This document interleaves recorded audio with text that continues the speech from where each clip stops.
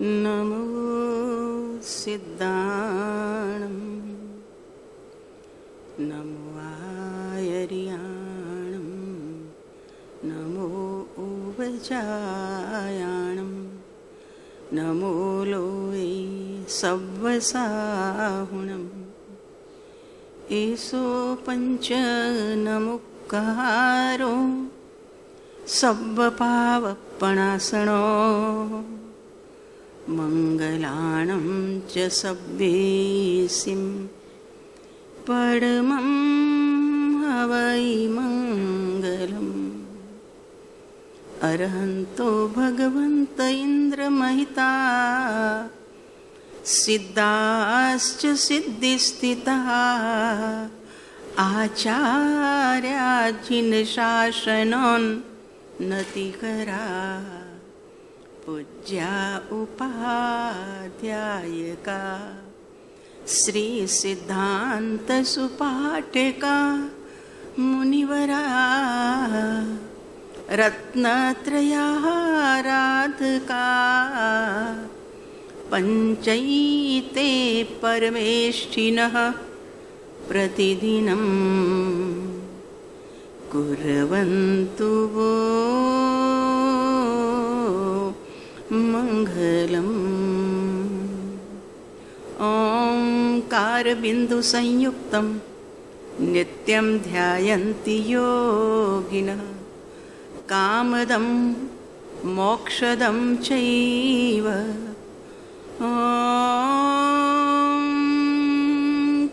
ओंकाराय नमो नमः।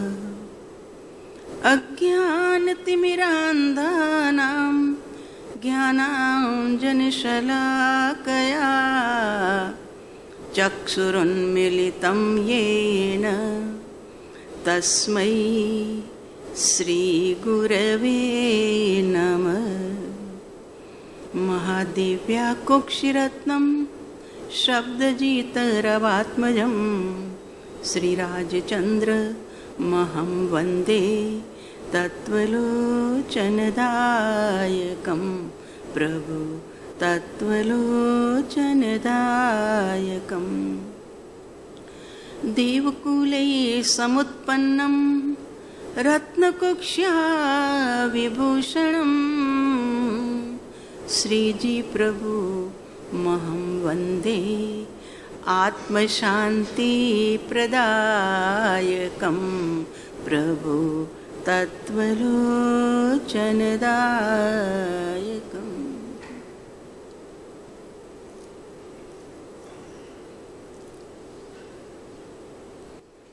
प्रार्थना। मोहे भावे न भैया थारो देश, रहूँगा मैं तो निज घर में। मोहे भावे न भैया थारो, रहूँगा मैं तो निज घर। मोहे न भावे यह मैल अटारी, मोहे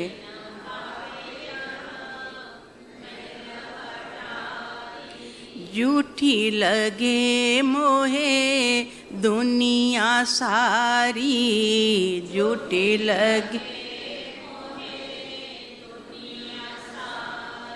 मोहे भावे सिद्धों का देश, रहूँगा मैं तो निज घर में। मोहे भावे सिद्धों का देश, रहूँगा मैं तो निज घर।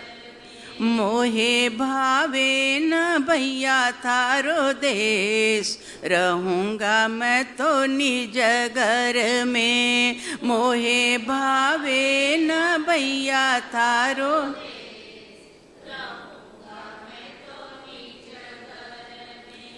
हमें यहाँ कुछ अच्छा न लगता, हमें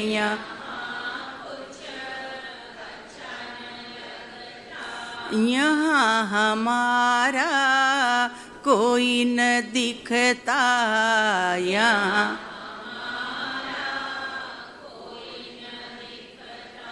मोहे लागे यहाँ परदेश, रहूँगा मैं तो निज घर में।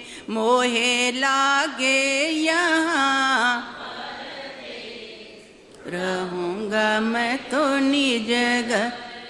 मोहे भावे न भैया थारो देश, रहूँगा मैं तो निज घर में। मोहे भावे न भैया थारो देश, रहूँगा मैं तो निज घर में। श्रद्धा ज्ञान चारित्र हमारा,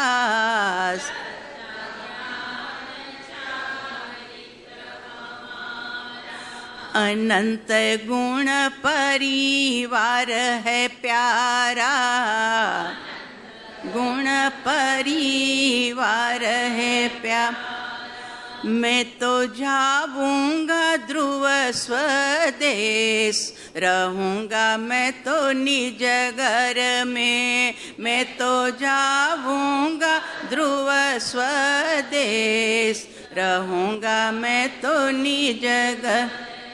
मोहे भावे न भैया थारो देश, रहूँगा मैं तो निज घर में। रहूँगा मैं तो निज। मोहे भावे अनंत सिद्ध धाम, रहूँगा मैं तो निज घर में। मोहे भावे अनंत सिद्ध धाम, रहूँगा मैं तो। मोहे भावे शाश्वत शिव धाम, रहूँगा मैं तो निज घर में। मोहे भावे शाश्वत शिव धाम, रहूँगा मैं तो निज घर में। देह छतां जेनी दशा, वर्ते देहातीत, आ ज्ञानीना चरण में हो वंदन अगणी। तप गुण ओपे रे रोपे धर्म ने, गोपे नवी जीन आण। आश्रव लोपे रे नवी कोपे कदा, पंचम तपसी ते जान। धन धन शासन मंदन मुनिवरा। 17મી શતાબ્દીના સંત ઉપાધ્યાય યશો વિજયજી મહારાજ સાહેબે ઘણી બધી ગુજરાતી કૃતિઓ લખી, સંસ્કૃતની પણ લખી છે. તો એમણે જેમ 8 દ્રષ્ટિની સજાય ગુજરાતી કૃતિ છે એમની, એમ સમકિત 67 એટલે સમ્યક્ત્વના 67 ભેદ, એમાં સમ્યક્ત્વના દૂષણ ભૂષણ વગેરે વગેરે એમણે 67 ભેદો બતાવ્યા. એમાં એમણે જીન શાસનને શોભાવનારા, આજે તપ ધર્મ છે ને, ઉત્તમ તપ ધર્મ, એટલે પાના ફેરવતી હતી તો મને આ દેખાઈ ગયું, તો જરા કીધું 10 મિનિટ તપ ધર્મનો મહિમા યશો વિજયજી મહારાજ સાહેબના શબ્દોમાં. તો એમણે 8 પ્રકારના ધન ધન શાસન મંડન મુનિવરા, શાસનને શોભાવનારા, શાસનને મંડિત કરનારા એવા 8 પ્રકારના મુનિઓ બતાવ્યા કે જે પ્રવચન કરતા હોય, શાસ્ત્ર રચયિતા હોય, કાવ્ય રચયિતા હોય, વાદ કરનારા હોય, નિમિત્તજ્ઞ હોય, ઉપદેશ કરનારા હોય, એમ બધાની સાથે એમણે એક મુનિ રાખ્યા તપસ્વી. એક પ્રભાવક છે કે કોણ? તો કે તપસ્વી. કેવા હોય તપસ્વી? તો કે તપ ગુણ ઓપે, તપશ્ચર્યાના ગુણથી જેમનું જીવન ઓપતું હોય, શોભતું હોય. આજે સવારે આપણે પૂજામાં જોયું ને, કેટલા તપના નામ આવ્યા. સિંહની ક્રીરીત ને સર્વતોભદ્ર ને મહાસર્વતોભદ્ર ને કનકાવલી ને મુક્તાવલી, આવા મહામુનિઓ ભાવલિંગી સંતો જંગલોમાં રહીને આવી તપશ્ચર્યા કરતા હોય તો જેમનો આત્મા પણ તપથી ઓપતો હોય, આમનું જેમનું દેહ પણ તપથી ઓપતું હોય, એટલે તપ ગુણ ઓપે રોપે ધર્મને. એમની પાસે આવનારા મુમુક્ષુને, કોઈ જિજ્ઞાસુને બોધ દ્વારા ધર્મની અંદરમાં સ્થાપન કરે છે. એના અંતરમાં ધર્મના બીજ વાવે છે. જેમ કાલે કીધું ને, પરમ કૃપાળુ દેવે, એ તપસ્વી હતા હો, પરમ કૃપાળુ દેવ. લોકો કે દીક્ષા નહોતી લીધી, તપશ્ચર્યા નહોતા કરતા, જરાક વાંચો એમનું જીવન વાંચો. એ ભાવ તપસ્વી પણ હતા અને દ્રવ્ય તપસ્વી પણ હતા. એક જ ટાઈમનો આહાર, અને તે પણ કેટલો ખબર છે ને, બધાએ વાંચ્યું હશે કે ઈડરના પહાડોમાં અને ચરોતર પ્રદેશમાં જ્યારે પ્રભુ વિચરતા ત્યારે 2 રોટલી, અને તેનું વજન કેટલું? ચાંદીના સિક્કા ભાર, અને 2 સિક્કાની 2 રોટલી અને 1 ગ્લાસ દૂધ, અને તે પણ પોણિયો, આખો મોટો નહીં. આટલું જ માત્ર આહાર દિવસમાં 1 વખત લેતા હતા. પાણી પણ સાથે નહોતા રાખતા. માત્ર 3 વાગે ઠાકરસિંહભાઈ પાણી લઈને આંબાના વૃક્ષ નીચે જાય. પ્રભુ પહાડથી ઈડરમાં નીચે ઉતરે, જલ લઈ અને બસ ઉપર વયા જાય. તે 3 વાગ્યાથી આખી અખંડ રાત્રિ સવારના 10 વાગ્યા સુધી ધ્યાનની અંદરમાં આ તપસ્વી હતા. આ કળિયુગના મહા તપસ્વી મુનિરાજ હતા. ભલે દ્રવ્યલિંગ નહોતું આવ્યું, પણ ભાવલિંગમાં તો સ્વયં લખ્યું છે કે અમે અનુભવથી કહી શકીએ છીએ કે આ કળિયુગમાં 6ઠા 7મા ગુણસ્થાનક સુધી પહોંચી શકાય છે. તે અમે અનુભવથી કહીએ છીએ, માત્ર શાસ્ત્ર વાંચીને નહીં, અનુભવથી કહીએ છીએ. તો અનુભવ એમણે કર્યો હશે તો જ ને. કેવલ લગભગ ભૂમિકા સ્પર્શીને અંતે દેહ વિયોગ રે. દેહ ક્યારે છોડશું? તો કે કેવલ જ્ઞાનની ભૂમિકા સ્પર્શ કરીને, અને કેવલ જ્ઞાનની ભૂમિકા એટલે સપક શ્રેણી જ્યાંથી શરૂ થાય છે એ ગુણસ્થાનકનો પણ જરીક આસ્વાદ લઈને અમે આ દેહનો ત્યાગ કરશું. આવા મહા તપસ્વી આપણા પરમ કૃપાળુ દેવ, જેમણે આપણને તપ ધર્મનો પણ મહિમા સ્વયંના જીવનમાં અપનાવીને બતાવ્યો છે. તપના ઘણા પ્રકાર હતા. સવારે આચામલાબ્દી તપ, પછી ન થઈ શકે તો ઉણોદરી, ઔમોદરે આવ્યું શબ્દ ત્યાં. ઉણોદરી ભૂખથી ઓછું ખાવો, પછી રસ ત્યાગ, વૃત્તિ પરિસંખ્યાન, આવા બધા તપોના નામ આવ્યા. તો 12 પ્રકારનો તપ, અને વિશેષ આ બધા કનકાવલીને મુક્તાવલીને, આવા તપથી જે મુનિરાજ પોતાનું જીવન યાપન કરતા હોય અને પોતાની નજીકમાં આવનારા મુમુક્ષુને પણ આવા ત્યાગ ધર્મમાં, તપ ધર્મમાં જોડતા હોય. તો એટલે કીધું તપ ગુણ ઓપે, રોપે ધર્મને, અને ગોપે નવી જીન આણ. ભગવાનની આજ્ઞા ક્યાંય પણ લોપાય નહીં, ગોપાય નહીં. ગોપે નહીં એટલે છુપાવે નહીં. જેમ પ્રભુની આજ્ઞા છે એમ એ વાત કરે. જે પ્રમાણે હોય એ પ્રમાણે પ્રભુની આજ્ઞાનું એ મંડન કરે. અને આશ્રવ લોપે નવી કોપે કદા. 5 આશ્રવ, મિથ્યાત્વ તો ગયું, અવિરતિ પણ ગયું, ત્યારે તો જેને દીક્ષામાં છે. હવે કષાય, યોગ અને પ્રમાદ, હજુ એક છેલ્લી ચોકડી બાકી છે ને. એટલા માટે આશ્રવોને પણ લોપે છે. એટલે પોતાના સંવર ધર્મમાં મુનિરાજ લીન રહે છે. ક્યારેક જરાક ઢીલાસ આવી જાય ને, પરિણામોની અંદરમાં જરાક અંદરમાં ચલવિચલતા વધે, તો મારા ગુરુદેવને મેં પૂછ્યું, તું હાથ નોંધની અંદરમાં એક વાક્ય છે પરમ કૃપાળુ દેવનું લખેલું.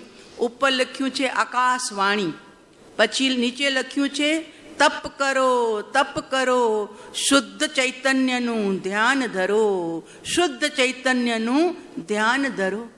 ગુરુદેવ અહીંયા પરમ કૃપાળુદેવ શું કહેવા માંગે છે? આકાશવાણી.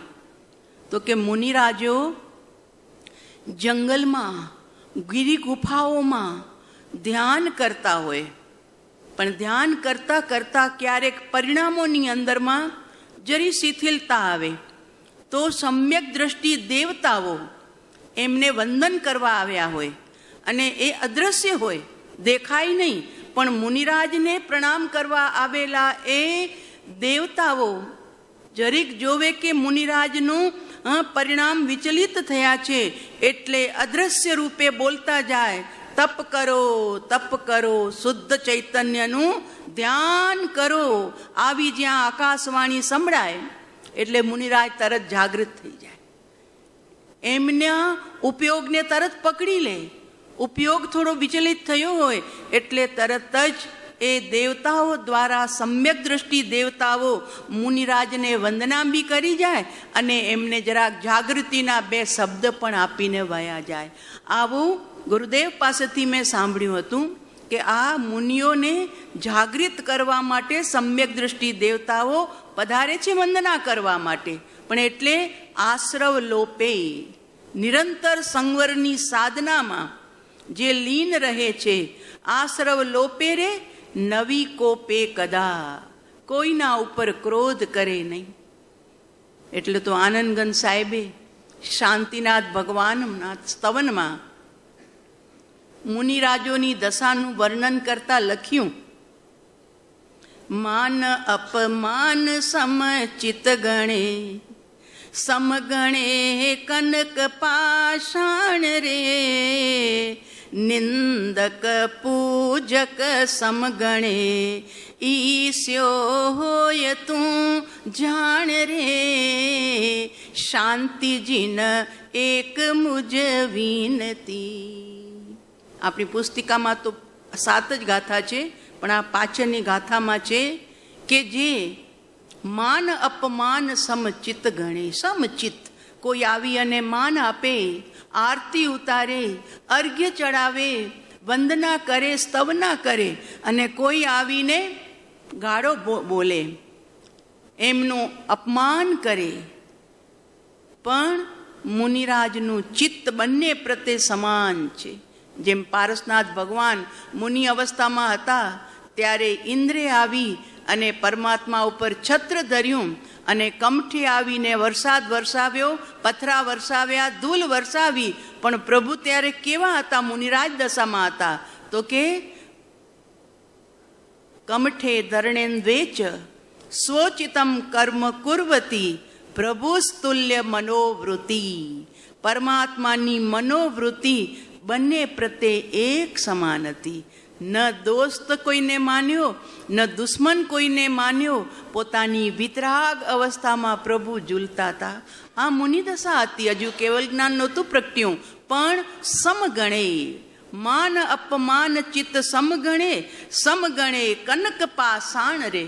પથરા પડ્યા હોય તો એમને કાંઈ ફરક ન પડે, અને કોઈ કનકની વૃષ્ટિ, સુવર્ણની વૃષ્ટિ થાય તો પણ એમને જળ પદાર્થ લાગે છે. બંને પોતપોતાના કાર્યમાં જળ રીતે છે, કનક કનક છે, પાષાણ પાષાણ પણ છે, તો બંને મારા માટે જ્ઞેય તત્વ છે. અને નિંદક પૂજક સમગણે, નિંદા કરનારાને પણ અને પૂજા કરનારાને પણ બંને પ્રત્યે જેમની સમાન દ્રષ્ટિ હોય છે. ઈશ્યો સુગુરુ તું જાણ રે. આવા સદગુરુ ભગવાન, આવા મુનિરાજ, એવા મુનિરાજોના ચરણોમાં બેસીને તું તારી સાધના કરજે. જે રાગદ્વેષથી હજુ લેપાયેલા છે, જે ક્ષણે ક્ષણે રાગદ્વેષમાં જાય છે, એવા તો સંસારીનો સંગ કરવા જેવો નથી. તો પછી ત્યાગીનો સંગ ક્યાં આપણને ઉપકારી થાય? માટે આનંદગન સાહેબે પણ એ વાત લખી અને યશો વિજયજી મહારાજ સાહેબે લખ્યું, નવી કોપે કદા પંચમ તપસી તે જાણ. 5મા તપસ્વી મુનિરાજ, એમને જાણજો જે શાસન પ્રભાવક છે, શાસનની પ્રભાવના કરે છે. ધન ધન શાસન મંડન મુનિવરા. રામ જ્યારે જંગલમાં હતા, 2 મુનિરાજ ઉપરથી ઉતર્યા આકાશગામીની વિદ્યા દ્વારા. એમનો અભિગ્રહ હતો કે અમારે રાજકુમાર હોય, તાજા માટીના વાસણમાં ભોજન પકવ્યું હોય, એ અને જંગલમાં હોય, પાછા રાજમહેલમાં નહીં, જંગલમાં હોય, રાજકુમાર હોય, અને તાજા માટીના વાસણમાં જો ભોજન પકવ્યું હોય તો અમારે ભોજન લેવું. પારણું કરવું, નહીતર નહીં. એમણે અભિગ્રહ લેતા લઈ લીધો હતો. એવું કાંઈ નક્કી નહોતું રાખ્યું કે અમારું પારણું જંગલમાં થશે જ. આવ્યા, નીચે ઉતર્યા જંગલમાં. ચાલતા ચાલતા જ્યાં રામ જંગલમાં વસવાટ કરતા હતા ત્યાં આવ્યા. પડગાન કરી પધારો, પધારો મુનિરાજ, આહાર સૂજતો છે. ઉપયોગમાં જોઈ લીધું. રાજકુમાર છે, જંગલ છે, અને તાજા માટીના વાસણ રામે સ્વયં પોતાના હાથે બનાવ્યા હતા, અને એ માટીના વાસણમાં એમણે ભોજન પકવ્યું હતું. એટલે બંને મુનિરાજ કરપાત્રી થઈ અને એમની સામે ઊભા રહી ગયા અને ત્યાં એમનું પારણું કરાવ્યું. એ કાર્તિકેયાનું પ્રેક્ષા છે ને, એમાં 12 પ્રકારના તપની પહેલાં 12 ભાવનાની વાત કરી છે કાર્તિકેય મુનિરાજે, અને પાછળ 12 પ્રકારનું તપ બતાવ્યું છે. એની અંદરમાં આ દ્રષ્ટાંત આપ્યું છે કે મુનિરાજ જરી પરવા નથી કરતા પારણું થશે કે નહીં. અને જો ન થાય, આવો યોગ ન બને જેવો એમણે અભિગ્રહ લીધો, પ્રાણ છૂટી જાય ત્યાં સુધી પણ વિચલિત ન થાય, પોતાના સ્વરૂપ લીનતામાં એ અખંડ લીનતાને ધારી રાખે, એવું તો એમનું મનોબળ હોય છે, એવું તો એમનું કાય બળ હોય છે, અને એવું એમનું સ્વરૂપ અનુસંધાનનું બળ હોય છે. તો એ મુનિરાજો રામચંદ્રજીના હાથે જંગલમાં આવા અભિગ્રહ સાથે પારણા કર્યા. એવા તો કેટલા બધા અભિગ્રહો સિદ્ધચક્ર પૂજનમાં આવે છે. મહર્ષય સંતુ સતામ શિવાય, કેટલી બધી લબ્ધિઓ એમને પ્રગટેલી હોય છે. અને એ લબ્ધિ સ્તોત્ર આપણું મંગલ અર્ચના છે ને, એમાં જ્યાં આપણું એન્ડ થાય છે સ્વસ્તિ મંગલ પાઠ, એના પછીનો જે પેજ છે એ પેજની અંદરમાં બધા રિદ્ધિધારી મુનિઓની રિદ્ધિ લખેલી છે બધી. આમ સંસ્કૃતમાં પણ હોય છે, અહીંયા ગુજરાતીમાં પણ છે અને સંસ્કૃતમાં પણ છે. તો એ બધી રીતિઓ એમને સહજ પ્રગટેલી હોય છે કે પહાડ જેટલું શરીર બનાવી નાખે, એકદમ પરમાણુ જેટલું શરીર પણ કરી નાખે. જેમ વિષ્ણુ કુમાર ઉપસર્ગને શાંત કરવા 700 મુનિઓ માટે કેટલું વિશાળ શરીર બનાવ્યું અને 3 પગલા પૃથ્વી માંગી. એ તો આપણા સાહેબજીના મુખે આપણે દ્રષ્ટાંત સાંભળીએ છીએ. તો આવા મુનિરાજ લબ્ધિધારીએ લબ્ધિ પ્રગટાવતા નથી, પણ એમને સહજ એવી લબ્ધિઓ પ્રગટ થાય છે એમની સાધના સ્વરૂપે. તો એવા તપસ્વી મુનિરાજોના આજે ઉત્તમ તપ ધર્મને આપણે પ્રણામ કરીએ અને એ ભાવના ભાવીએ કે અમારા જીવનમાં પણ વહેલામાં વહેલી તકે ઉત્તમ તપ ધર્મ પ્રગટ હો, એવી મંગલ ભાવના સાથે. હવે આજનો વિષય આપણો રોજનો ચાલે છે.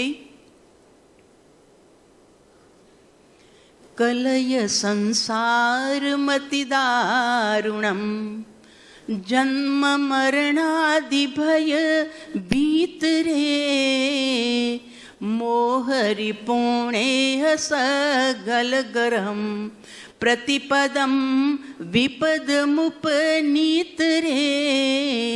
કલય સંસારમતિ દારુણમ. વૈરાગ્યને વધારવા ઉપાધ્યાય ભગવંત કહે છે, હે વત્સ, હે મુમુક્ષુ, કલય, કલય એટલે વિચાર, વિચારણામાં લાવ.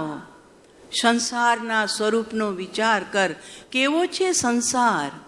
સંસાર સુખમય નથી. સંસારને ઉપમા મળી છે, સંસાર દુઃખમય છે. દુઃખ કેમ છે સંસારમાં? તો કે પાપમય છે સંસાર. જ્યાં જોઈએ ત્યાં ડગલે પગલે પાપ. અંતરંગ સંસાર જુદો છે, બહિરંગ સંસાર જુદો છે, પણ બંનેમાં હિંસા થઈ રહી છે. પરિણામોની અંદરમાં અહિંસા ભાવના ન હોય અને હિંસા ભાવના છે, અસત્ય છે, ચૌર્ય છે, આ બધી ભાવ હિંસા છે. અને જીવોને મારે છે એ દ્રવ્ય હિંસા છે. એટલે સંસારમાં જીવો દુઃખી કેમ છે? તો કે સંસાર પાપમય છે. અને પાપમાંથી કેમ જીવ ઊંચો નથી આવતો? તો જ્ઞાની લખે છે, સંસાર સ્વાર્થમય છે.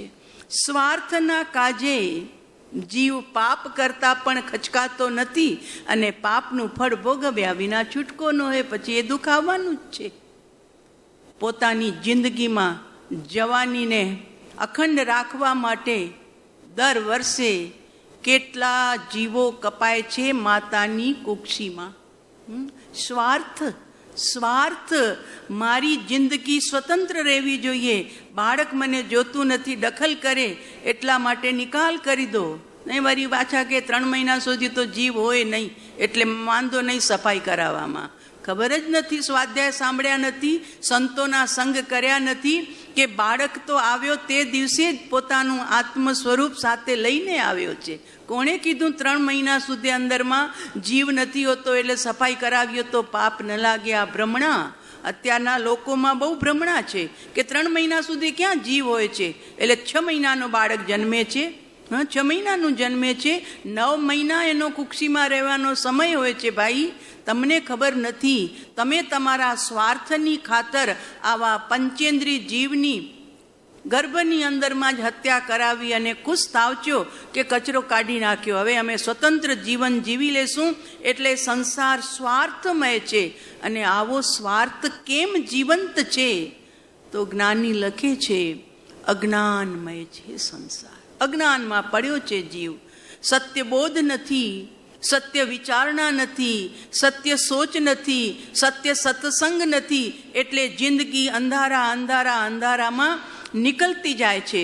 અને એ અંધારામાં રહેલો જીવ પોતે સ્વાર્થ સંપન્ન રહે છે, સ્વાર્થથી અંધ બને છે.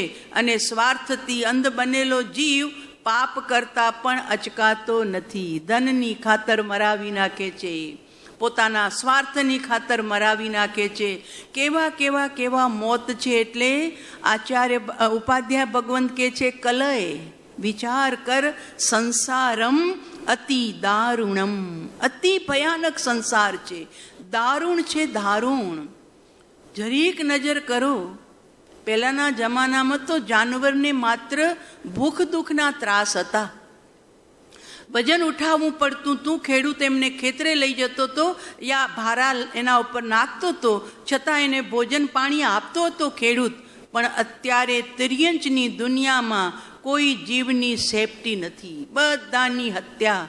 અમે જ્યારે શિખરજી જતા હતા ત્યારે અમે નજરે જોયું, આપણાથી જોઈ ન શકાય. પણ હવે રસ્તો ત્યાંથી હોય તો આંખ તો થોડી ઊંચી કરવી પડે ને. તો ભીડ હતી. તો મેં કીધું, અહીંયા શું શાકભાજીની માર્કેટ છે? આટલા બધા લોકો એકઠા થયા છે. એટલે અમારી સાથે જે અમારા રક્ષક ચાલતો હતો ભાઈ, એ કે નહીં મારા સાહેબ, આપણું કામ નથી, ચાલો તમે આગળ. કે એમ શું છે? તો કે અહીંયા બધા શાકભાજી ખરીદવા નથી આવ્યા, અહીંયા બધા ભૂંડના નાના નાના બચ્ચાનો વેપાર ચાલે છે, એ બધા બચ્ચા ખરીદવા આવ્યા છે. કે અને પછી એને ખાનારા એ લોકો બધા. અને થોડા આગળ ચાલ્યા તો એક જગ્યાએ ભઠ્ઠી સળગતી હતી. અને એ ભઠ્ઠીની અંદરમાં ઉબળતું પાણી હતું એકદમ. અને એ ઉબળતા પાણીમાં તમે જેમ મગ બાફો, ચોળા બાફો, ચણા બાફો એને પીગાડવા માટે, એમ એની અંદરમાં બિચારા જીવતા ભૂંડના બચ્ચા ઉબળી રહ્યા હતા. ઓહો, પટનાનો પ્રવેશ અમને બહુ ભારે પડી ગયો. જવું હતું સુદર્શન શેઠની નિર્વાણ ભૂમિને વંદના કરવા માટે, એટલા માટે પટનાનો પથ પકડ્યો હતો. પણ આ 2 દ્રશ્ય જોયા પછી મન ઉદ્વિગ્ન બની ગયું. આખો દિવસ ગોચરી કરવાનું મન ન થયું કે ઓહો, આવી કરુણ દશા જીવોની બિચારાની. જરીક આંગળી ગરમ પાણીને અડી જાય ને તો પણ ઓ માં થઈ જાય. તો આ આખાને આખા કેવી રીતે આ જીવો પોતાના આ કષ્ટને સહન કરતા હશે? આવો સ્વાર્થી સંસાર. બિકાનેરમાં વિહાર કરતા અમે લોકો ચાલતા હતા. એક દુકાનની અંદરમાં જીવતો ભૂંડ હતો. અને જીવતા ભૂંડની ઉપર એણે કેરોસીન નાખ્યું. અને કેરોસીન નાખીને સીધી દિવાસળી. હવે હાલતા હોઈએ તો જરી નજર તો આગી પાછી ચાલે ને ભાઈ. તો આ દ્રશ્ય દેખાઈ ગયું. ઓલો બિચારો ભૂંડ, કારણ કે મોઢું પેક કરી નાખ્યું હતું, ચીસ પણ ન પાડી શક્યો. અને એમને એમ આખો અગ્નિમાં સ્વાહ થઈ ગયો. આવા તો ઠેકાણે ઠેકાણે. અને એમાં કલકત્તાની તો વાત જ છોડો. જેમ આગળ વધીએ એમ હિંસા હિંસા હિંસા સિવાય કોઈ વાત જ નથી. આવો ભયાનક સંસાર. આપણે પણ આવા ભવ કરી આવ્યા હશું. આપણા સદગુરુદેવ આપણને એટલા માટે જગાડે છે કે ભાઈ, આ કાજળ ગ્રહ છે, પરમ કૃપાળુ દેવે લખ્યું ને 103 નંબરના પત્રમાં કે આ સંસાર રૂપી કોટડી કાજળનું ગ્રહ છે. કાજળ એટલે જ્યાં કાજળ ગળમાં આપણે દાખલ થઈએ એટલે દાગ લાગ્યા વિના રહે જ નહીં. કપડાં કાળા થઈ જાય ને હાથ કાળા થઈ જાય. અમે લોકો ધનબાદમાં ગયા હતા તો ત્યાં કોલસાની ખાણો છે, એટલે ઉપાસરે આખો કાળો, ખાણો તો દૂર છે પણ એની ધુંવારી ઉડતી હોય ને, ઉપાસરે કાળો, ઉપાસરેના પાટ કાળા. અમે ગોચરી કરવા માટે બેઠા તો હાથ જરા સાફ કર્યા તો હાથમાંથી એ મેસ નીકળે કાળી બધી. પાત્રા ધોયા તો પાત્રામાં એ મેસ નીકળે. એટલી બધી કાળાશ. હવે આટલી દૂર બધી કોડિયારી હતી છતાં પણ બધું કાળું કાળું કાળું. તો જ્ઞાનીઓ કે છે આ સંસાર આખો કાજળ ગૃહ. પરમ કૃપાળુ દેવે સંસારને ઉપમા આપી કાજળનો ઘર છે. એટલે કાજલ જેમ બધી જગ્યાએ દાગ લાગે તો બ્લેક કરે છે, એમ આ સંસારમાં જ્યાં પણ જીવ માથું મારશે લેપાશે, કર્મથી લેપાશે. અહીંયા કર્મરૂપી કાજળ આત્માને લેપી રહ્યો છે અને એનાથી છૂટવા માટે બતાવશે, છેલ્લે બતાવશે. પણ અત્યારે તો વૈરાગ્ય વધારવું છે ને, જીવનો વૈરાગ્ય ધોવાઈ જાય છે. પરમ કૃપાળુ દેવે છપદના પત્રમાં પણ લખ્યું છે કે કર્મ બંધ થયા જ કરે માત્ર તો જીવ કદી છૂટે જ નહીં. પણ છૂટવા માટે જ્ઞાન, દર્શન, સમાધિ, વૈરાગ્ય અને ભક્તિ આદિ સાધન. તો વૈરાગ્ય એ ખૂબ સાધન છે. એક ભક્તિ અને એક વૈરાગ્ય, આ બે મુમુક્ષુના સાધન છે. અને એ સાધનમાં જ્યારે આપણે આગળ વધી જશું ત્યારે જ્ઞાન દર્શનની પ્રાપ્તિ અને ત્યાર પછી ચારિત્ર્યની પ્રાપ્તિ વિશેષ પ્રકારે થશે. એટલે વૈરાગ્ય સાધન છે. જો વૈરાગ્ય ધોવાઈ ગયું પછી સંસારમાં કાંઈ જ નથી. પછી માત્ર લુખ્ખી ક્રિયા રહી જશે, માત્ર રૂટિંગ રહી જશે, પણ અંતર કોરું ધાકોર હશે. એટલે ભક્તિથી ભીનું હૃદય હોવું જોઈએ અને વૈરાગ્યથી વાસિત હૃદય હોવું જોઈએ કે જેથી ડગલે ડગલે જીવ જાગ્રત રહે. એટલે અહીંયા ઉપાધ્યાય ભગવંત કહે છે કલય સંસારમતી દારુણમ. એક વખત અનાથ આશ્રમમાં આંટો મારી આવજો વૈરાગ્યને વધારવા માટે. અનાથ જ્યાં બાપ નથી છોકરાઓના, એવા અનાથ આશ્રમમાં જજો. કેવા બિચારા મા બાપ વગરના છોકરાઓ મોટા થતા હોય છે. અમે ઇન્દોરમાં હતા, કોઈએ ભોજન કરાવ્યું અનાથ આશ્રમમાં તો કે મહારાજજી આપ ચલો ને हमारी संग, आप वहाँ मांगलिक सुनाना सब अनाथ बच्चों को. तो चलो चलते हैं. અમે ગયા અનાથ આશ્રમની અંદરમાં. જે મૂકી જાય છે ને જન્મ દીધા પછી ગોળિયામાં, પછી એ લોકો એને ઉઠાવી લે છે અને એના મોટા કરે છે બધા બચ્ચાઓને. તો કોઈ પારણામાં સૂતા હતા, 2 વર્ષના રમતા હતા, કોઈ 3 મહિનાના સૂતા હતા, કોઈ 6 મહિનાના સૂતા હતા, કોઈ 8 વર્ષના બેઠા હતા. બધા ઓલી જે સંચાલિકા હતી અમને બધા રૂમોમાં બતાવ્યું કે देखिए महाराज श्री ये सब माता पिता बिना के है, तो माता पिता होंगे लेकिन छोड़ के गए हैं सब रास्ते पे, तो ये सब माता पिता बिना के बच्चे हैं. उनकी हम परवरिश करते हैं, उनको हम बड़ा करते हैं और बड़ा करके उनको पगभर भी हम बनाते हैं. ત્યારે આપણને એમ થાય કે આપણે કેટલા ભાગ્યશાળી કે આપણી માતાએ આપણો ગર્ભમાં એમ નાશ ન કર્યો, જન્મ્યા પછી પણ રસ્તા પર છોડી ના દીધું. કે એટલે જ માતા સદા માટે ઉપકારી છે. બીજું બધું ઓછું ચાલે. એટલે કોઈ કવિએ લખ્યું કે માતા પિતાના ચરણ એ તળેટી છે અને પરમાત્માના ચરણ એ શિખર છે. શિખરે જઈએ અને પરમાત્મા પાસે જઈએ, પણ પહેલાં તળેટીએ તો પ્રણામ કર. તળેટીએ પ્રણામ કર્યા વિના તું શિખરે નહીં પહોંચી શકે. તો ઘરમાં રહેલા તારા વડીલ માતા પિતા તારા માટે તળેટી છે. કારણ કે એણે જો તારો ત્યાગ કર્યો હોત તો અત્યારે જે દશામાં છે એ દશામાં હોત જ નહીં. અનાથ આશ્રમમાં તારું પાલન પોષણ થયું હોત. કોણ માતા પિતા તો કંઈ ખબર નથી. અનાથ બાળકોની દશા જોઈ, બિચારા રમતા હતા બધા, પણ ઉપર કોઈ છાયા નહોતી વડીલોની. આ અનાથ આશ્રમ આપણને વૈરાગ્ય આપી દે. એક વખત વૃદ્ધાશ્રમમાં ચાલ્યા જજો વૈરાગ્ય વધારવા માટે. કેવા કેવા વૃદ્ધ લોકો સંતાન છે અને છતાં પરવરિશ નથી થતી, એટલે સંતાનો માતા પિતાને વૃદ્ધાશ્રમ આ છે, આપણા કચ્છમાં છે ને. હવે તો વડીલ વંદનાઓ વધી રહી છે. વડીલ વંદના નામ સરસ આપ્યું છે, વડીલ વંદના. પણ પછી તો કે પછી એની કોઈ પૂછાય કરનાર ન હોય, આવી બધી દશા થાય તો આ એક વૃદ્ધાશ્રમનું ચક્કર આપણે લગાવીએ તો ખબર પડે કેવી કેવી પીડામાં લોકો પડ્યા છે, કેવી કેવી વેદનામાં લોકો પડ્યા છે. કોઈ દુઃખ સાંભળનાર ન હોય, જે બરોબર હોય એ તો બધું પોતાનું પહોંચી વળે, પણ જે બિચારા થોડા દિવ્યાંગ હોય, થોડા માનસિક નબળા હોય, એવા લોકોની કોણ પૂછા કરે પ્રભુ? જૈન લોકો હોય છે, એવું નથી કે અજૈન છે. તો આવી દશા, એક વખત વૈરાગ્ય વધારવા માટે વૃદ્ધાશ્રમની મુલાકાત અને એક વખત વૈરાગ્ય વધારવા માટે હોસ્પિટલની મુલાકાત. કેવા કેવા હોસ્પિટલમાં લોકો પડ્યા હોય છે, ખાટલા ઉપર, બેડ ઉપર, અલગ અલગ બીમારીની અંદરમાં. એમાં ટાટા હોસ્પિટલમાં જાઓ, કેવી કેવી નલીઓ લાગેલી હોય છે, કેવા કેવા લોકો દુઃખ ભોગવતા હોય છે. વૈરાગ્ય વધારવું છે. આ સંસારમાં ડગલે પગલે વૈરાગ્ય વધારનારા નિમિત્તો મળે છે.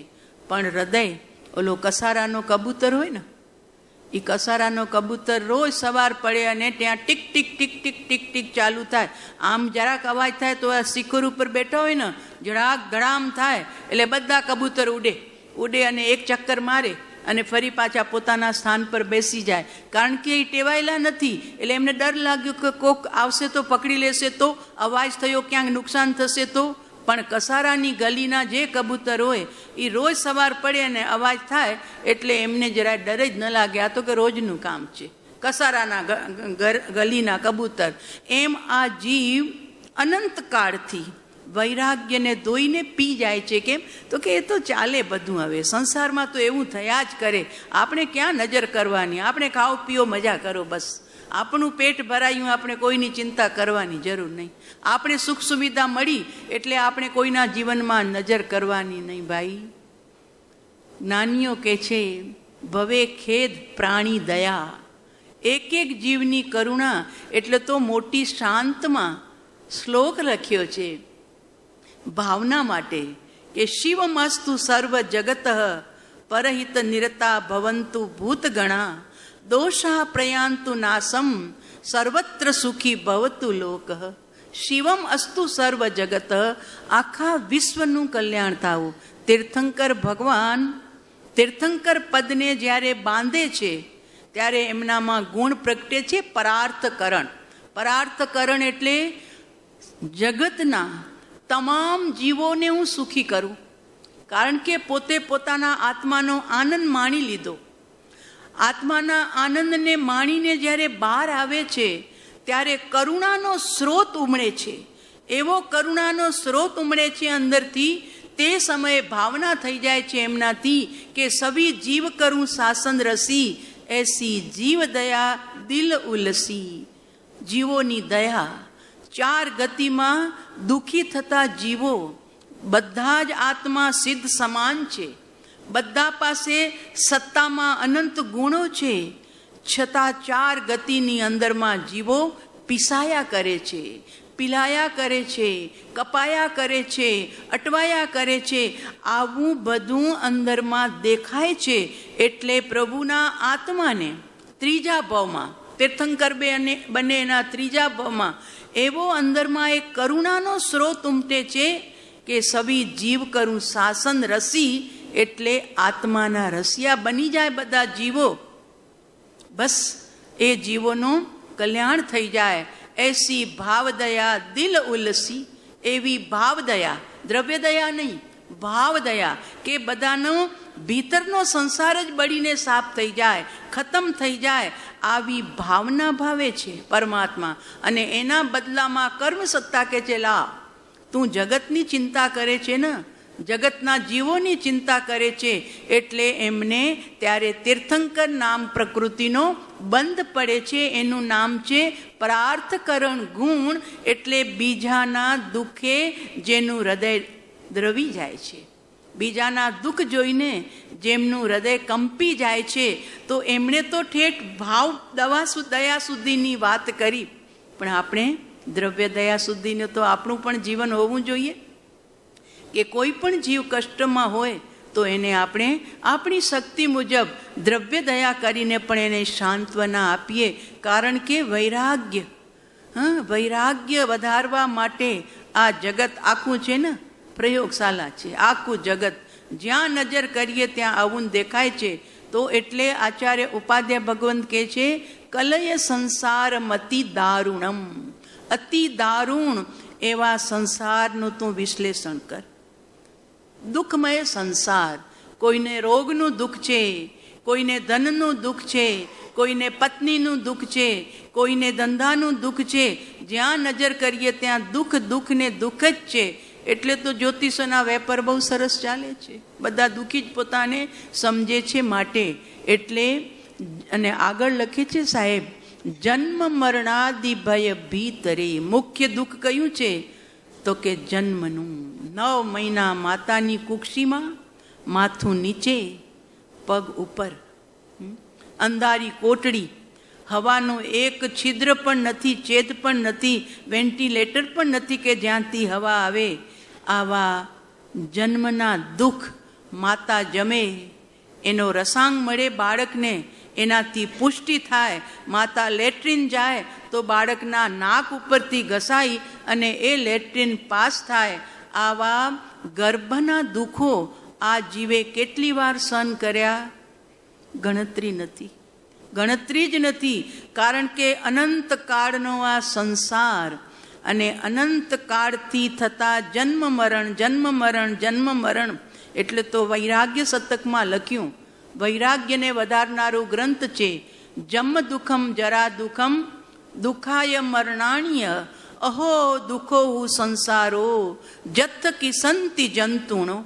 જ્યાં ક્લેશ પામે છે જંતુઓ, એવો અહો દુઃખો સંસારો, દુઃખમય સંસાર.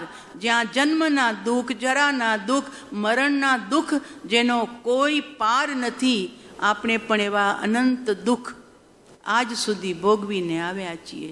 જન્મ મરણ કરતો આ જીવ અત્યારે આ અવતારમાં આવ્યો છે.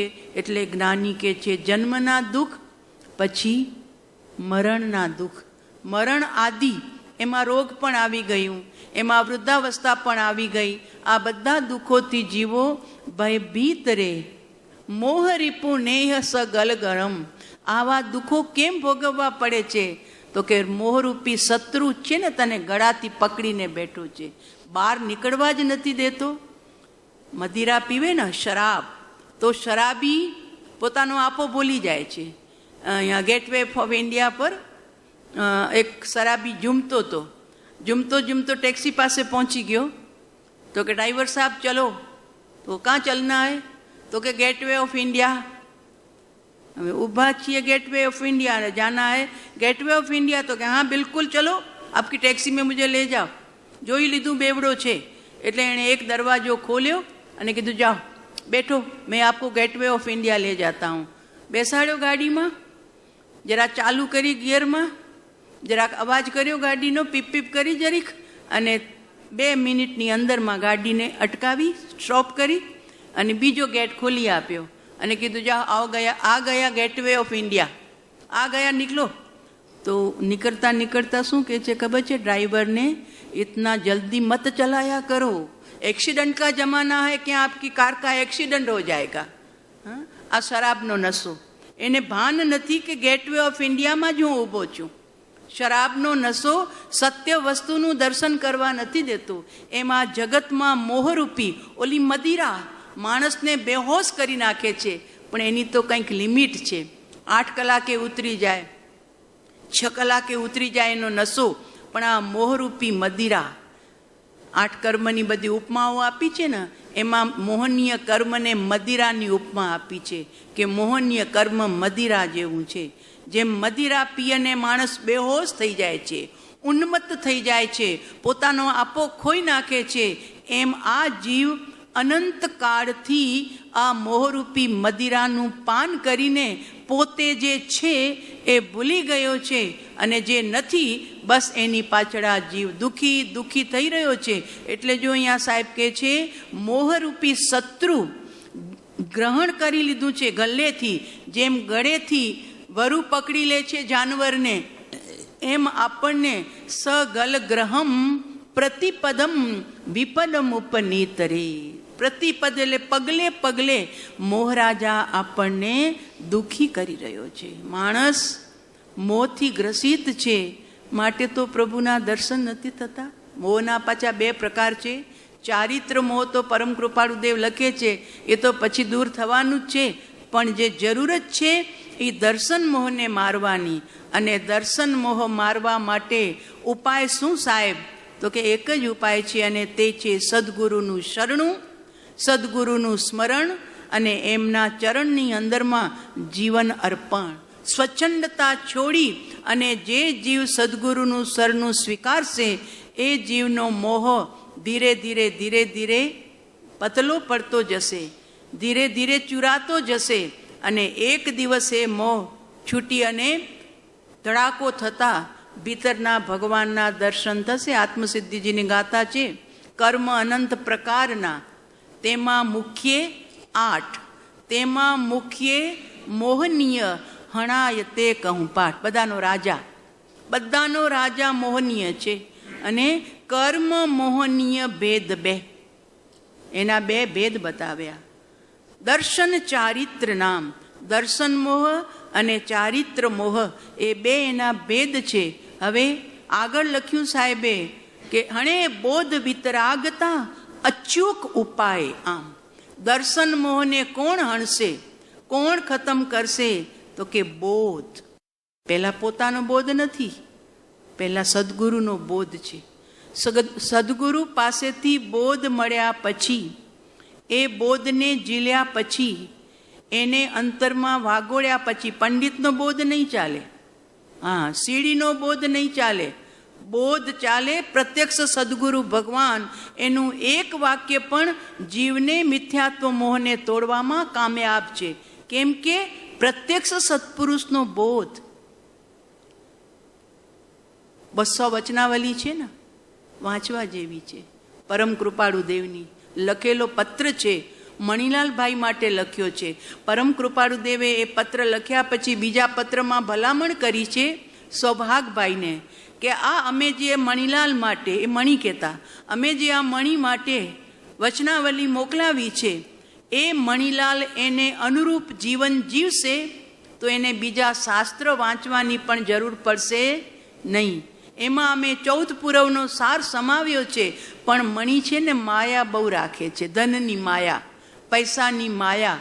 એ માયા એને ઓછી કરવી પડશે તો અમારો બોધ એને કામયાબ થશે અને એના જીવનમાં ઉતરશે. એટલે 200 વચનાવલીમાં પરમ કૃપાળુ દેવ જે વાતો લખી છે 14 કોલમ છે. અને 14 કોલમમાં એમણે જો સર્વોપરી વાત કરી હોય તો એક જ સર્વોપરી વાત છે કે ભાઈ તને સુખી થવું છે, આ મોહના સકંજામાંથી છૂટવું છે, દર્શન મોહને અચૂક તને મારવો છે, તો સદગુરુના શરણમાં ગયા વિના, એનું બહુમાન આવ્યા વિના, એના પ્રત્યે અર્પણતા આવ્યા વિના. પ્રભુ શ્રીજી મહારાજ સાહેબ હતા ને, એ મહિમા કરતા પરમ કૃપાળુ દેવનો. જ્યાં જાય ને ત્યાં પરમ કૃપાળુ દેવની વાત કરે. મારા ગુરુદેવ આવા છે, મારા ગુરુદેવ આવા છે. તો વસોની અંદરમાં સાહેબ ચતુર્માસ બિરાજમાન હતા ને સાહેબે પત્ર લખ્યો પરમ કૃપાળુ દેવને, મહારાજ સાહેબે, કે પ્રભુ દર્શન દેવા પધારો, અમે આપના દર્શન માટે ખૂબ લાલાયિત છીએ, આપ પધારો, અમને બોધ ખપે છે, અમારું હૃદય થોડું સૂનું થઈ ગયું છે, થોડી ભક્તિ સુકાઈ ગઈ છે, આપ પધારો પ્રભુ અમને દર્શન દેવા. પરમ કૃપાળુ દેવ પધાર્યા વસો ગામે.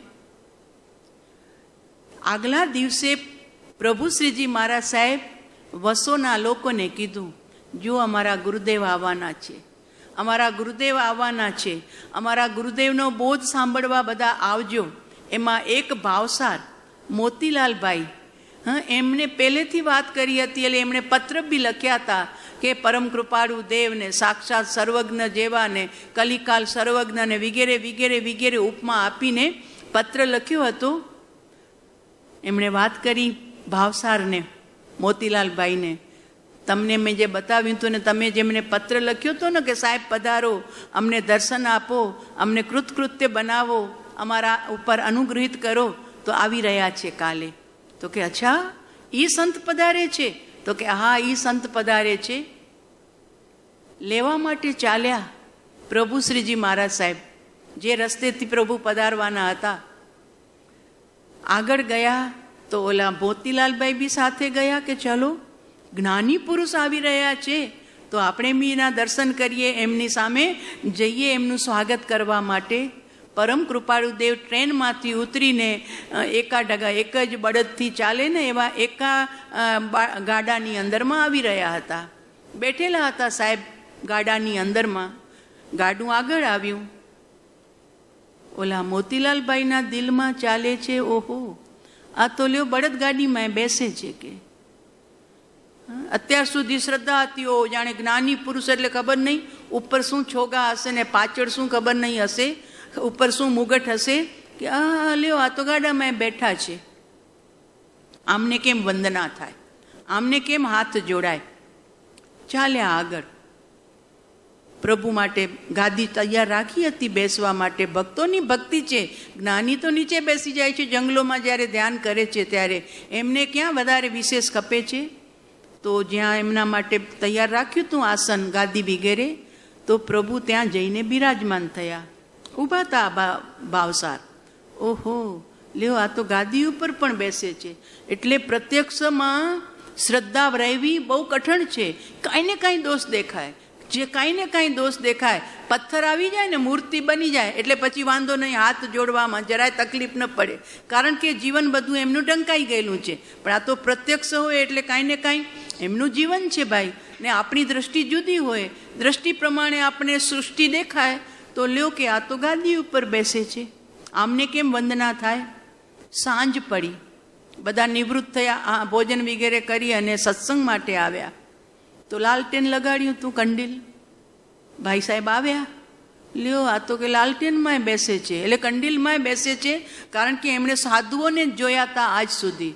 અને તે જમાનામાં સાધુઓ ભયાનક અંધારામાં રહેતા હતા, ઉપાશ્રયમાં કોઈ પ્રકાશ ન હોય અને બહારમાં પણ કોઈ દીવાબત્તીઓ હતી નહીં, ઇલેક્ટ્રિક હતું નહીં. એટલે તો કે ઓહો આ તો લે લાઇટમાં બેસે છે. કે સત્સંગ સભા શરૂ થાય એના પહેલાં જોવા દયાળુ કરુણા મૂર્તિઓ કોઈ પણ જીવના ઉપર એટલી બધી કરુણા વરસે છે. મિથ્યાત્વના કારણે જીવા સંસારમાં રજડે છે. મોહરાજાના વશમાં પડેલો જીવ 4 ગતિના દુઃખો એના ઉપર લટકી રહ્યા છે. કરુણા, જ્ઞાનીઓની કરુણા પણ આપણે સમજી શકતા નથી. એ સમજાઈ જાય ને તો જેમ પરમ કૃપાળુ દેવે લખ્યું કે તેનો નિત્ય નિરંતર વિચાર કરતા આત્મ સ્વરૂપની પ્રાપ્તિ થઈ જાય, એવી જ્ઞાનીઓની કરુણા હોય છે. પરમ કૃપાળુ દેવે ભાવસારને કહ્યું કેટલા ચોમાસા કરાવ્યા? તો કે અમારે ત્યાં હર સાલ ચોમાસા હોય સાહેબ, હર સાલ. કોઈ સાલ ખાલી ન હોય. જો આ સાલે પ્રભુ શ્રી મહારાજ સાહેબ છે એટલે લલ્લુજી મહારાજ સાહેબ છે.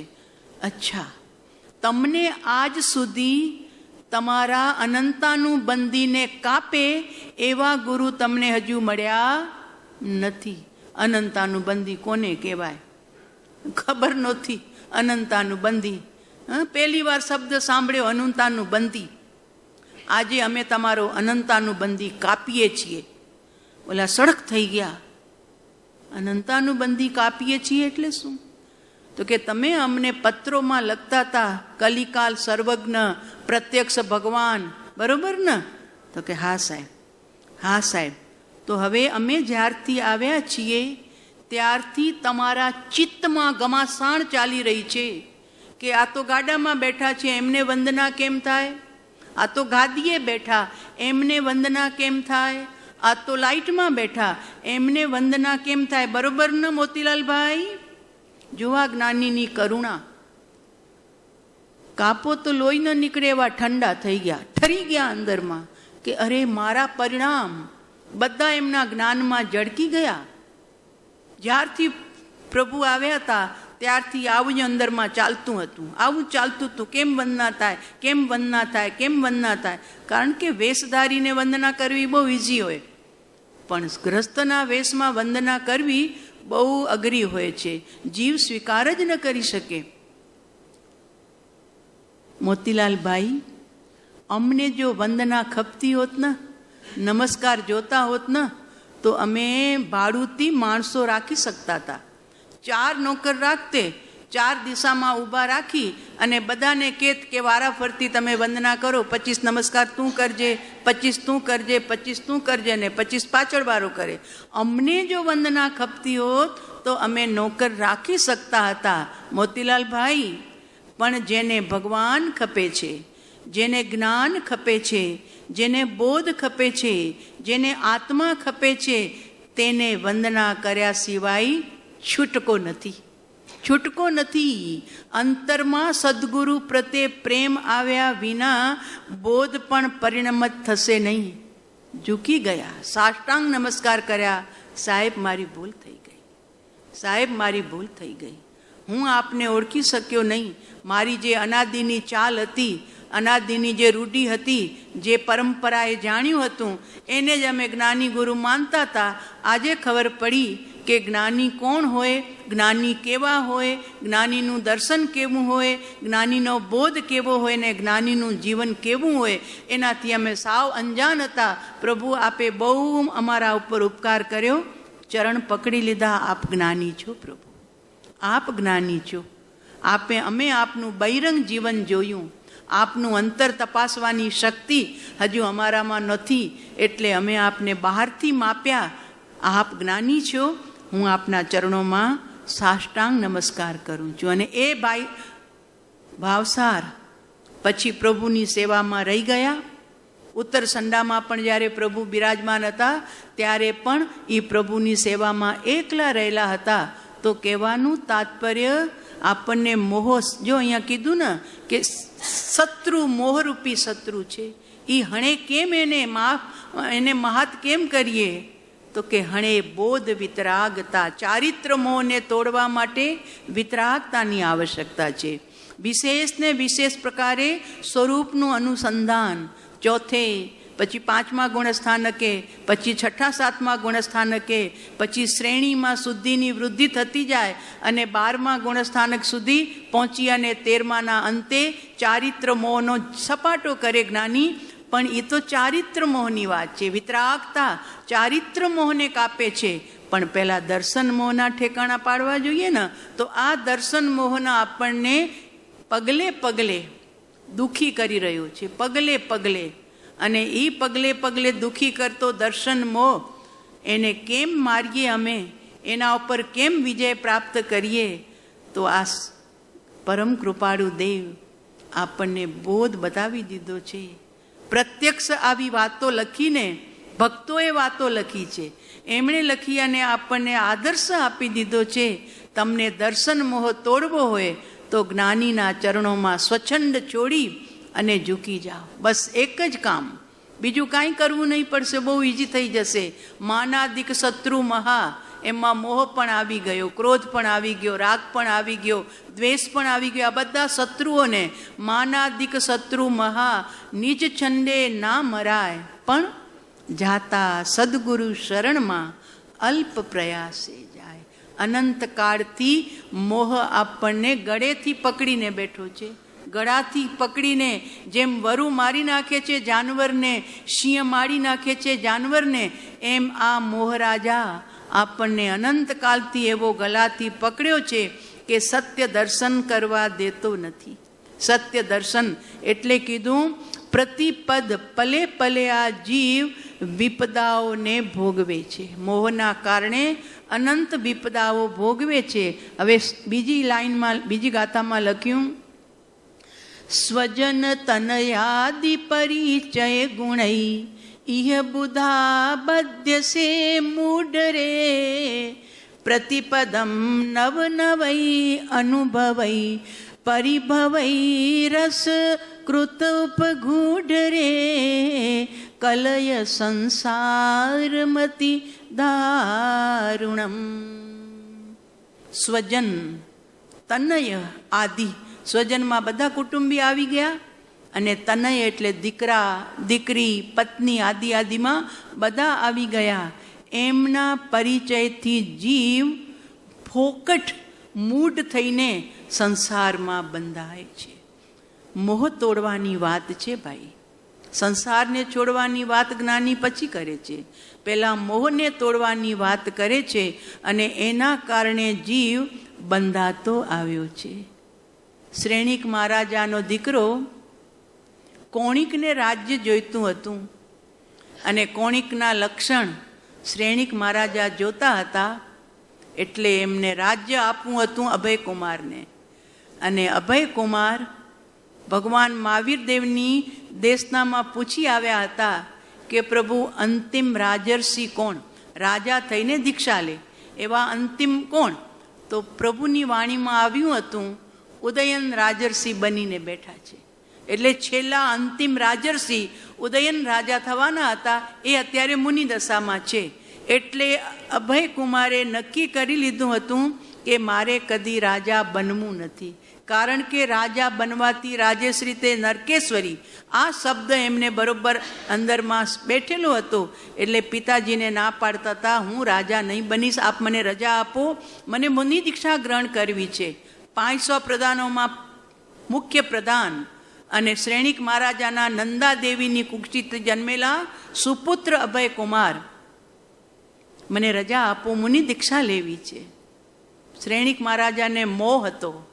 કીધું બેટા, હું તને રજા નહીં આપી શકું, હું તને તું મુનિ બન એવી રજા નહીં આપી શકું, પણ ક્યારે એવો યોગ બને અને મારા મોઢેથી નીકળી જાય કે જ્યાં ચાલ્યો જ્યાં અહીંથી તારું મોઢું નહીં દેખાડતો, તે દિવસે લઈ લેજે દીક્ષા. કથામાં લખ્યું છે. ઠીક છે, રાહ જોતા હતા. અને એક દિવસ એવો અવસર આવ્યો કે શ્રેણિક મહારાજા વંદના કરી પરમાત્માને પાછા વળતા હતા, તો જંગલમાં ભયાનક પોષ મહિનાની રાત, સાંજ, ઠંડી હવા, અને સરોવરના કિનારે એક મુનિરાજ ધ્યાન ધરતા હતા. શ્રેણિક મહારાજા રથમાંથી ઉતરીને મહારાણી ચેલણા સહિત બંને પ્રણામ કર્યા. મુનિરાજને પ્રણામ કરી અને પાછા વળ્યા. શ્રેણિક મહારાજા હજુ એટલા જૈન શાસન સાથે ગુલમિલ નહોતા થયા જેટલા ચેલણા મહારાણી હતા. આવ્યા રાજમહેલમાં, રાત પડી, સૂતા. ચેલણા મહારાણી નિંદમાંથી જાગી ગયા. જાગી અને કહે છે કે ઓહો, એમનું શું થતું હશે? હું રાજમહેલની ગરમીમાં સૂતી છું, પલંગ ઉપર સૂતી છું, રજાઈ ઓઢીને સૂતી છું, છતાં મારો હાથ બહાર રહી ગયો, તો મને આટલી ઠંડી લાગે છે, મારો હાથ એકદમ છૂટવાઈ ગયો છે, તો એમનું શું થતું હશે? મુનિરાજ જે તળાવના કિનારે, સરોવરના કિનારે ઊભા છે, અને આવી કડકડતી ઠંડીની મોસમ, એમનું શું થતું હશે? આટલું સહસા એમના મોઢામાંથી નીકળી ગયું.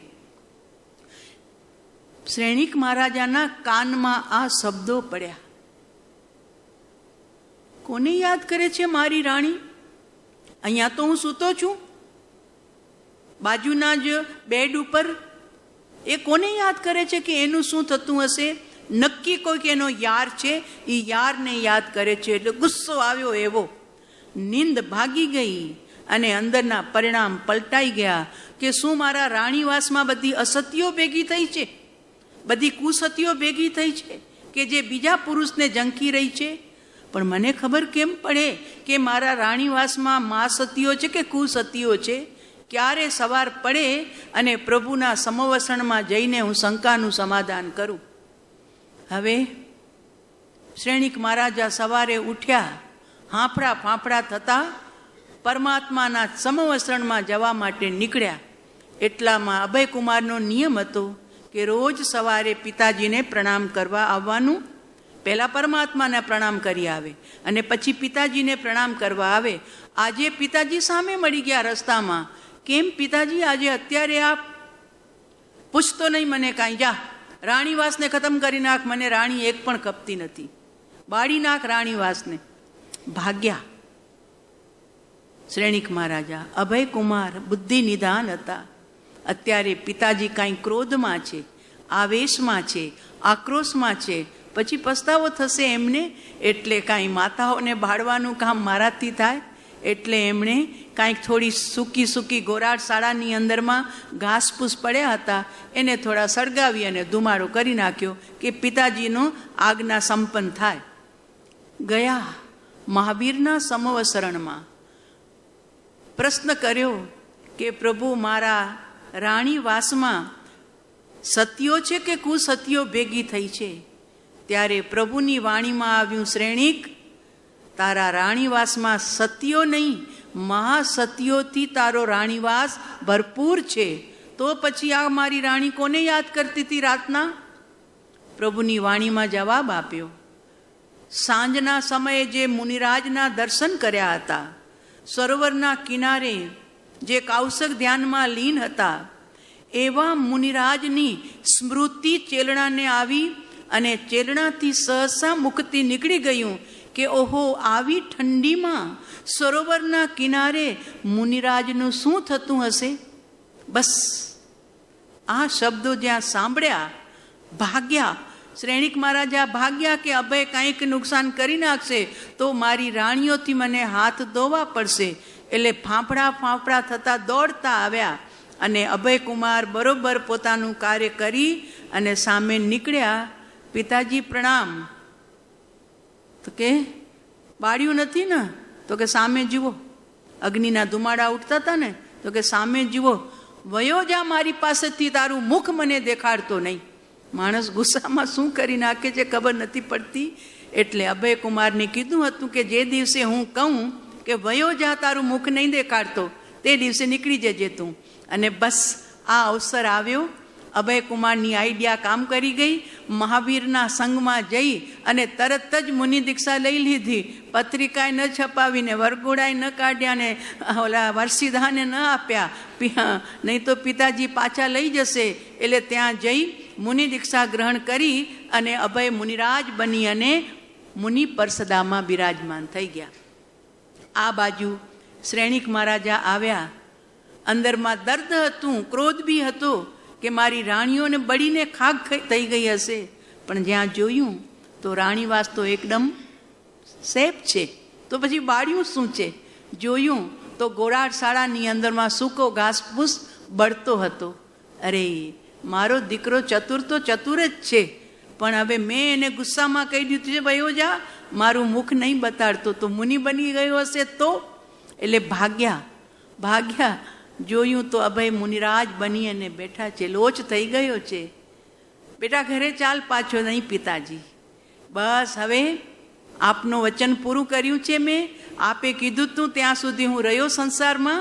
હવે મારી આશા આપ ઉતારી નાખો, મારો મોહ પણ ઉતારી નાખો. અભયકુમાર હટ્યા એટલે કોણિકને મળી ગયો છૂટો દોર.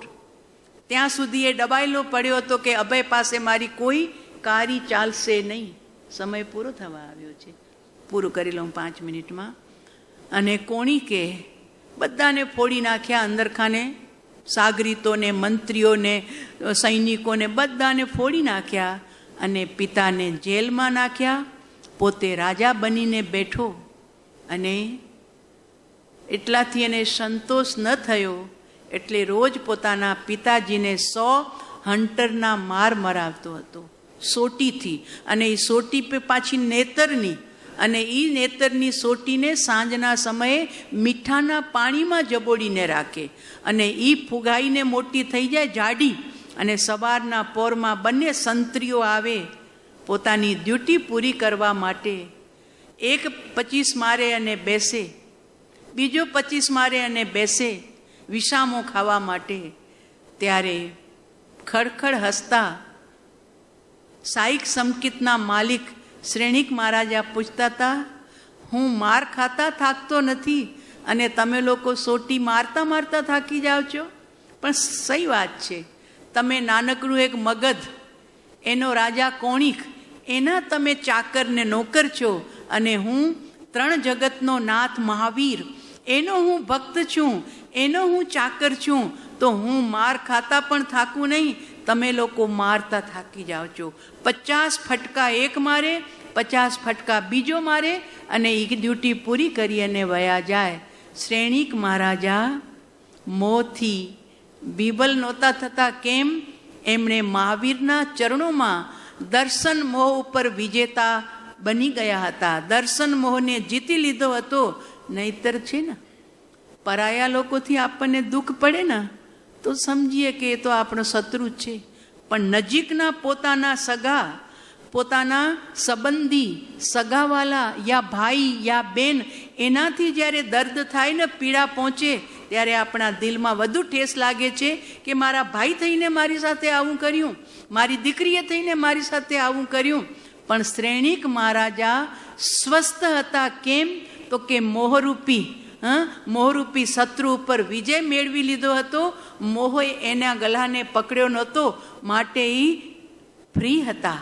અને ઉલટાના કહેતા હતા, કોણિક બેટા, અમે જ્યાં જવાના છીએ ત્યાં માર જ ખાવાના છીએ. કેમ કે અમારા ભગવાને કહી દીધું છે તમારું મોટા ઘરે પ્રસ્થાન છે, તમે ભૂલ કરી છે, માટે તો બેટા તું તો નેટ પ્રેક્ટિસ કરાવે છે મને. ત્યાં હું આવું એના પહેલાં અહીં માર ખાઈ અને હું પ્રેક્ટિસ કરી રહ્યો છું. બેટા એમાં તારો કોઈ વાંક નથી. ઉલટાનું તું તો મને અભ્યાસ કરાવે છે કે પિતાજી ત્યાં જઈને આપ નાખુશ નહીં થતા. એટલે કહેવાનું તાત્પર્ય કે સગ્ગો દીકરો રાજ્યના લોભની અંદરમાં આવીને પોતાના બાપને કેદમાં નાખે છે. અને જ્યારે ચેરણાએ કીધું કે બેટા, તારા બાપાએ તારા ઉપર જે ઉપકાર કર્યો હતો, મેં તો તને ફેંકાવી દીધો તો કચરામાં, કોકરો ખાઈ ગયો તો તારી આંગળી, પણ તારા બાપને ખબર પડી, એ કચરામાંથી ઉઠાવી લાવ્યા અને તારી પરુ પાચથી ભરેલી આંગળીને તારા મોઢામાં રાખીને તું રડતો તો તને સાંત્વના આપતા હતા. મારાથી ચોરી છુપી તારી પાલના કરી અને તને મોટો કર્યો, અને આજે તું પિતાજીને આ ત્રાસ આપે છે, જેલમાં નાખી અને હન્ટરના માર મરાવે છે. એવું મારા પિતાજીએ મારી સાથે આવો સુંદર વર્તાવ કર્યો હતો. હા બેટા, અને તું આજે કયો વર્તાવ કરે છે? ચાલ્યો છોડવા માટે, જેલના સળિયા તોડવા માટે. પણ આપણે ખબર છે કથાની અંદરમાં શ્રેણિક મહારાજાએ જોઈ લીધો, કોણિક આવી રહ્યો છે હાથમાં કુવાડો લઈને, એને મારે પિતૃઘાતક નથી બનાવવો. પિતૃઘાતકનું એનું દુનિયામાં નામ ખરાબ ન થાય એટલા માટે હાથમાં રહેલી મુદ્રિકા જે હંમેશા રાજાઓ રાખતા હોય છે, બસ એ 20 ભરી મુદ્રિકાને શ્રેણિક મહારાજાએ ચૂસી લીધી અને પોતાના પ્રાણ ત્યાં છોડી દીધા. પણ મારે એ કહેવું છે કે જેમનો દીકરો મોહથી ગ્રસિત હતો, તો મોહથી ગ્રસિત એવો દીકરો બાપનું સગપણ ભૂલી ગયો, બાપને કેદમાં નાખ્યા અને ઉપરથી હન્ટરના માર મરાવ્યા. અને મોહ વિજેતા શ્રેણિક મહારાજા મહાવીરના પરમ ભક્ત કે આટલી વેદના વચ્ચે પણ પોતાના દીકરાને કદી શત્રુ માન્યો નહીં. એક બાજુ મોહ વિજેતા અને એક બાજુ મોહથી ઘેરાયેલો દીકરો, આ સંસાર અને એમાં જીવ મૂઢ થઈને સંસારમાં બંધાય છે. જ્યારે મોહ મુક્ત જીવ સંસારથી છૂટે છે, તો આપણા સદગુરુ ભગવાનના ચરણ શરણમાં રહીને આવો યોગ મળ્યો છે કે પ્રભુ હવે બસ મોહની વિજેતા કરવો છે, દર્શન મોહને જીતવો છે.